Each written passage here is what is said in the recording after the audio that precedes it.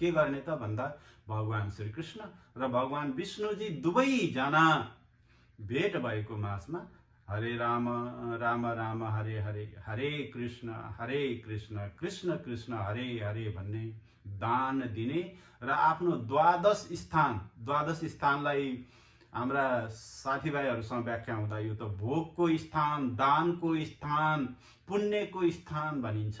त्यो पुण्यको स्थानमा यदि तपाईको चाहिँ कुनै ग्रहहरू छ, मानव शनि छ भने चाहिँ तपाईले त्यहाँ रहेका दानहरू दिइदिने, त्यसलाई एक्टिभेट गरिदिने।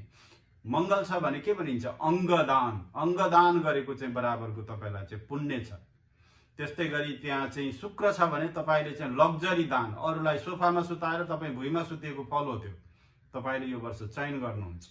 त्यस्तै गरी तपाईको त्यहाँ चाहिँ बुध छ भने अरूलाई नाम दिएर तपाईले आफूलाई चाहिँ नेपथ्यमा राखेको पार्श्व